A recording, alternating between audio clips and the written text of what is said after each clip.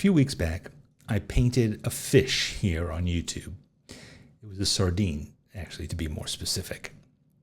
And apparently I need to be specific because some guy left a comment asking what exactly I was trying to do with this video because, quote, "The fish you painted was not the original reference in any respect.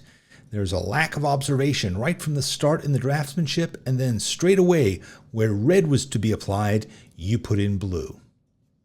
Of course, I got my dander up. My ego is always spoiling for a fight. I mean, he wasn't wrong. My fish didn't end up looking like the photo, which I think is okay. I mean, I love sardines, especially on toast, but I don't need photo-accurate paintings of them.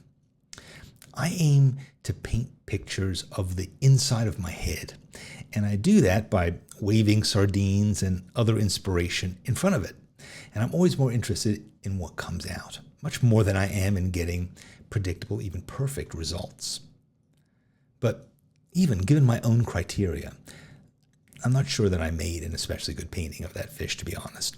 I was trying something new. I was working with some new kind of paints, these yummy metallic watercolors, and I had no idea how things would turn out. I've gotten used to screwing up in this way, but that's the price I pay for trying new things and for, frankly, not sticking with them long enough to get really good at it. But you have to take risks to move into new creative territory, and making mistakes is an essential part of that risk-taking process. In fact, not muffing new things, well, that's often an indication that I'm not pushing myself far enough. Screwing up is good. I came across this video recently, which I'm really obsessed with. Here's a short scene from it.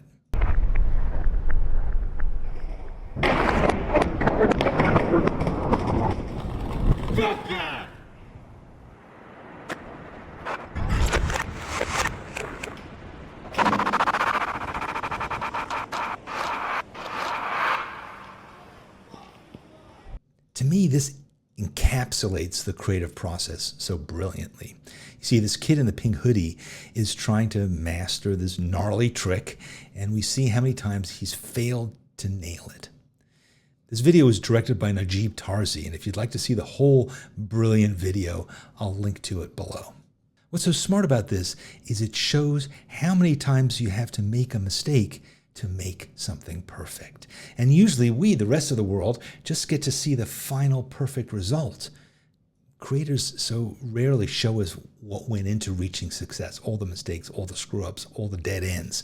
And this omission is why we end up with myths like born talented and overnight success. But the painful reality is really different.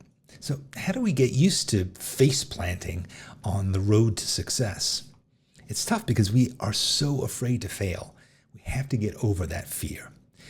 If we think that trying something new equates to an opportunity to experience failure and fear, you can never grow. You can never become that person that you'd like to be.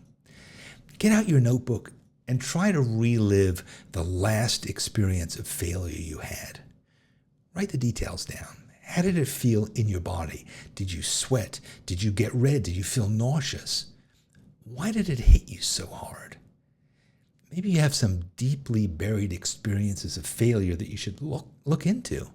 Possibly childhood memories that, while potent and traumatic, actually have no real bearing on your life today as a grown-ass person.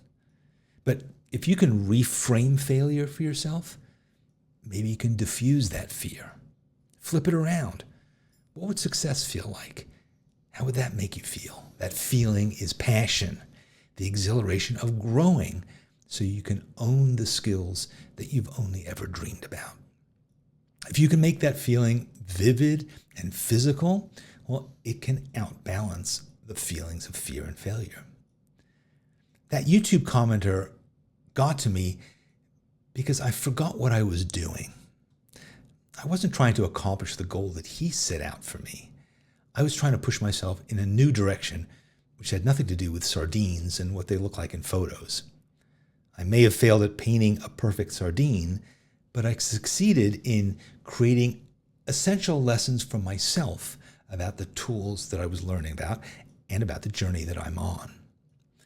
People who work long and hard at their craft always seem to make significant breakthroughs, but those advances don't come from luck or divine gifts. They're the products of mistakes, made repeatedly, brushed off, and tried again. If you want to make something great, start by making great mistakes. The idea for this video started with one of the essays that I write every week. I write them just to send out to people who subscribe, and they're free. And I do it for the same reason that I make YouTube videos, because I have ideas and I really want to share them with you. You can get my essays too if you'd like. Just go to dannysessays.com, tell me where you want to get them, and I'll start sending them to you this week. I hope you do. Thanks for listening.